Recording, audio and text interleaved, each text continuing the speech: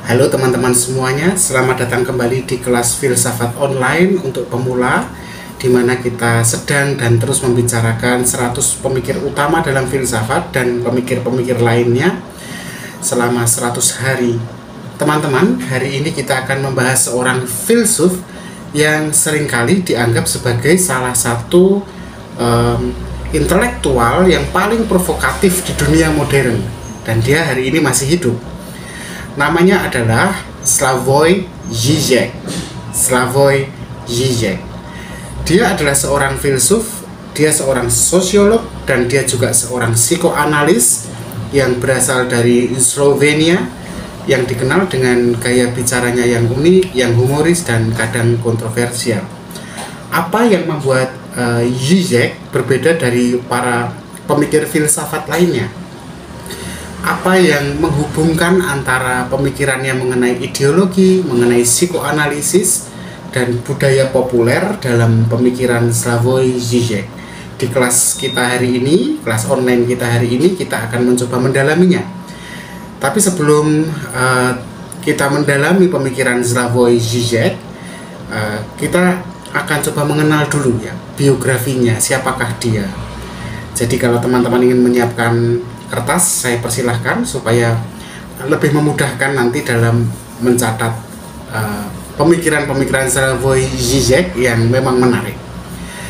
Baik, Slavoj Žižek lahir tanggal 21 Maret 1949 di Slovenia, yang memang pada waktu itu Slovenia masih ada dalam bagian negara Yugoslavia. Sekarang sudah enggak ya.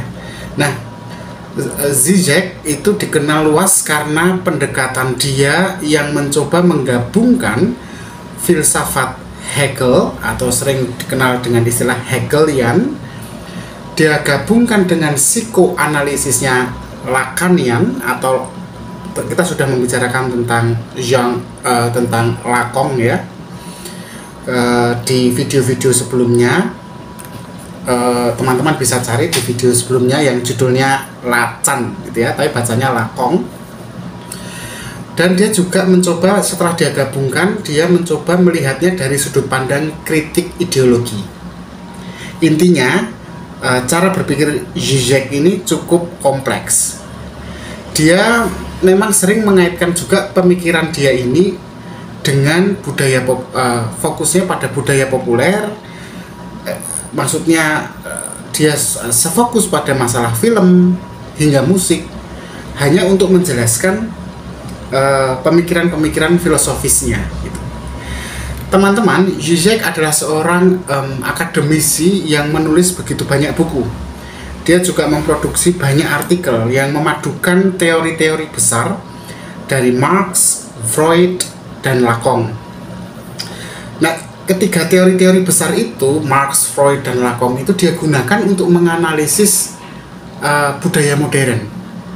Nah, kalau dari sekian banyak karyanya, kalau teman-teman ingin membaca yang paling terkenal dari karyanya, itu judulnya The Supreme Object of Ideology.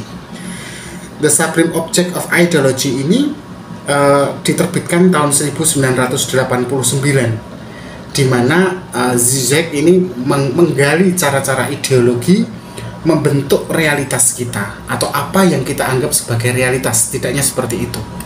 Nah, teman-teman, salah satu tema utama dalam pemikiran Žižek adalah mengenai ideologi. Ideologi, tapi dalam hal ini ideologi ini bukan, jangan salah dipahami ya. Jadi menurut Žižek, ideologi ini bukan hanya sekedar sekumpulan keyakinan politik atau sekumpulan doktrin agama, bukan itu. Menurut Žižek, ideologi yang dia maksud itu adalah cara kita memahami dan cara kita mengatur dunia kita. Jadi ideologi di sini mau teman-teman coba tanggalkan dulu, yang ideologi kan selalu kaitannya sama politik ya, atau sama agama ya. Nah, ini enggak. Žižek mengajak kita untuk lebih menempatkannya sebagai, atau definisinya sebagai, cara kita memahami dan cara kita mengatur dunia. Nah, teman-teman, Zizek berpendapat bahwa kita semua ini hidup dalam suatu ideologi, tetapi seringkali kita tidak menyadari hal itu. Kita tidak menyadari bahwa kita sedang hidup dan menghidupi ideologi. Misalnya, kita mungkin merasa bahwa kita bebas ya memilih apa yang kita beli, atau kita bebas tuh memilih cara kita menjalani hidup. Tetapi sebenarnya pilihan-pilihan tersebut sudah dibentuk oleh ideologi yang lebih besar. Apa itu? Yaitu kapitalisme dan konsumerisme. Nah, Zizek itu juga mengatakan begini, ideologi itu berfungsi memang ya, kok bisa kita nggak menyadari? Nah, karena begini, ideologi itu memang berfungsi untuk menyembunyikan dirinya sekaligus menyembunyikan ketidakadilan sosial. Oke, saya ulangi lagi ya, ideologi itu memang berfungsi menyembunyikan ketidakadilan sosial. Itu dalam pemikiran Zizek. Sebagai contoh, kalau teman-teman refleksikan, kan anggap saja kita hari ini hidup dalam masyarakat kapitalis ya teman-teman.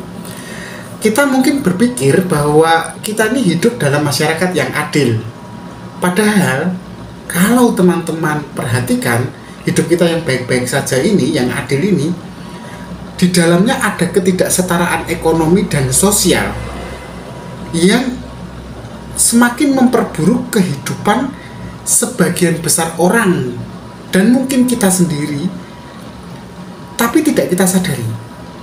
Kita menganggapnya sebagai takdir, kemiskinan misalnya, ketidakadilan dalam hal gender misalnya. Oh ya sudah, saya adalah seorang perempuan, saya di belakang rumah saja, atau saya nggak punya hak bicara. Padahal itu sebenarnya dibentuk oleh ideologi. Ketidakadilan itu bukan sesuatu yang natural. Nah, ideologi itu seolah-olah menyembunyikan ketidakadilan sosial itu. Nah, sebenarnya pertanyaannya kan kemudian, kok bisa ya Zizek berpikir sampai seperti itu gitu?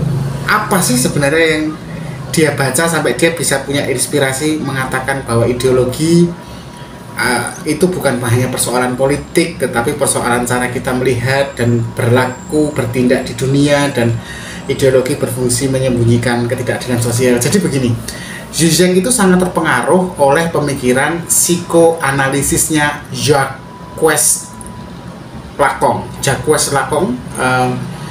Kita sudah membicarakannya di video sebelumnya, mungkin teman-teman bisa buka untuk tahu sedikitnya seperti apa sih Lacan itu ya. Psikoanalisis Jacques Lacan ini itu melihat keinginan ya, kan dalam diri kita ada keinginan ya. Keinginan itu sebagai pusat dalam kehidupan manusia. Keinginan itu dia terjemahkan sebagai hasrat atau desire ya. Nah, bagi Lacan, keinginan itu atau hasrat itu bukanlah sekedar hasrat untuk memiliki sesuatu, tetapi hasrat untuk menjadi sesuatu. Nah, pemikiran Lacan ini kemudian sangat mempengaruhi Zizek dalam membangun konsep pemikirannya. Nah, dari inspirasi Lacan ini, Zizek lalu menganggap bahwa manusia itu memang selalu terperangkap dalam satu lingkaran keinginan yang tidak pernah terpuaskan. Manusia kita ya terus menginginkan sesuatu, tetapi saat kita mendapatkannya, kita menemukan bahwa keinginan kita belum juga terpenuhi sepenuhnya. Inilah yang kemudian oleh Zizek dia sebut sebagai keinginan yang tak pernah berakhir. Nah, ini poinnya. Menurut Zizek, ideologi mengarahkan keinginan kita itu tadi ke objek-objek tertentu yang justru tidak memberikan kepuasan sejati. Jadi kalau tadi dari Lacan dia lihat bahwa manusia memang pada dasarnya memiliki keinginan yang tak pernah terpuaskan. Lalu ideologi memanfaatkan sifat manusia yang menginginkan terus-menerus itu, tapi diarahkan ke objek-objek tertentu yang justru tidak memberi kepuasan sejati. Misalnya dalam dunia kapitalisme ya, kita bicara tentang ideologi kapitalisme ya, kita mungkin merasa bahagia dengan membeli barang-barang yang baru. Tetapi kenyataannya kita tidak pernah merasa puas. Karena keinginan kita kan selalu berpindah. Ketika sampai di satu titik tertentu atau hal tertentu, kita dapat sesuatu, dapat katakanlah mobil gitu, kita merasa merek yang baru muncul lagi nih, beli lagi, terus begitu, sehingga hidup kita dimakan oleh hasrat kita sendiri. Dan kapitalisme, ideologi itu seolah-olah memanfaatkan itu tanpa kita sadari bahwa itu sebuah ketidakadilan. Teman-teman, dalam tadi kan kita sudah selalu sebut ya di awal tentang budaya populer. Seperti apa sebenarnya filsafat Slavoj Žižek ini dalam budaya populer? Jadi salah satu hal yang membuat Žižek begitu menarik sebagai seorang pemikir ya adalah cara dia menggunakan budaya populer untuk menjelaskan konsep-konsep filsafatnya yang rumit, yang kompleks. Misalnya dalam buku dia yang judulnya The Parallax View, Žižek ini membahas film yang saya yakin teman-teman masih mengenalnya, membahas film The Matrix. Keanu Reeves itu ya, kalau ingin tahu ya, The Matrix.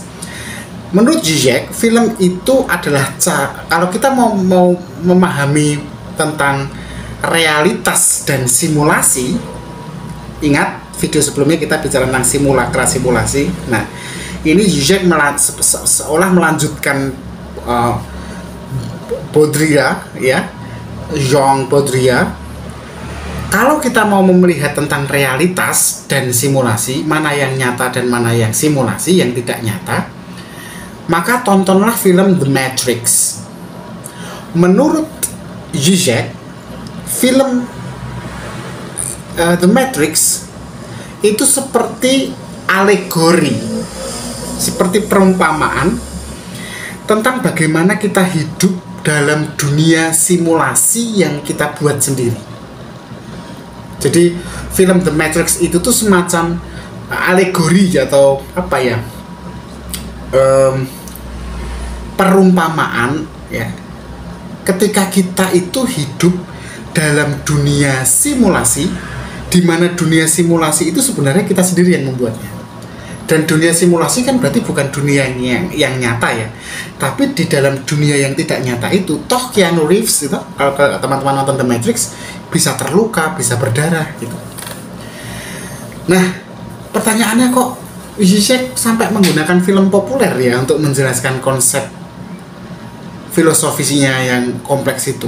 Jadi gini, bukan hanya The Matrix ya, Žižek itu juga sering tuh menganalisis film-film populer seperti Fight Club, Star Wars, bahkan film kuno The Sound of Music.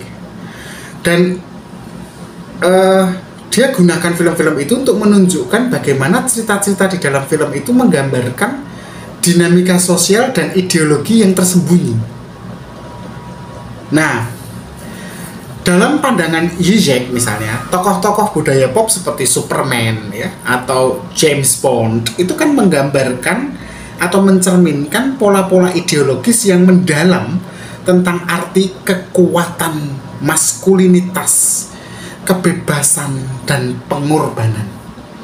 Film-film itu tadi ya memberikan gambaran tentang dunia yang sedang kita huni ini, tetapi dengan cara yang tidak langsung, lewat metafora dan simbol-simbol yang ada di dalam film itu. Nah, bagaimana dengan kritik Žižek terhadap kapitalisme tadi dan globalisasi ya? Oh ya, Žižek itu sangat kritis ya pada globalisasi. Jadi begini, Žižek itu juga mengkritik keras yang disebut sebagai kapitalisme global.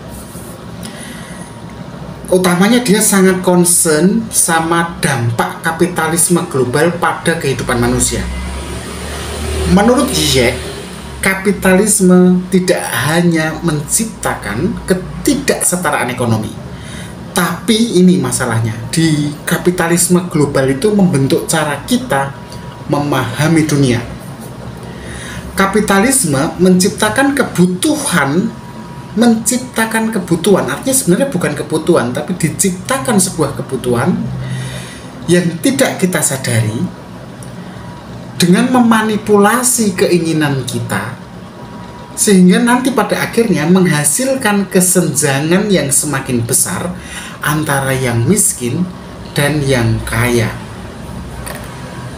Nah, teman-teman, Zizek secara khusus melihat globalisasi itu sendiri ya. Jadi pengglobalan itu ya, itu sebenarnya adalah sarana atau proses yang fungsinya memajukan kapitalisme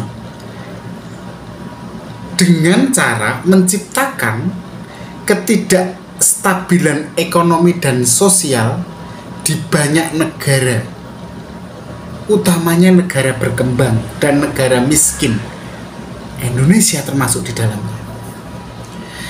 Dalam pandangan Zizek, kita harusnya mencari cara baru untuk membebaskan diri dari belenggu ideologi kapitalis yang menguasai dunia kita ini.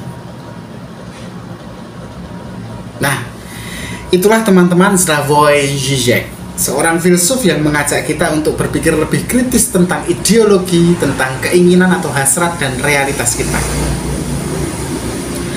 Dengan gayanya yang kontroversial dan humoris, Zizek memberikan pandangan baru teman-teman tentang bagaimana kita hidup dalam dunia yang penuh dengan ilusi dan manipulasi ideologis.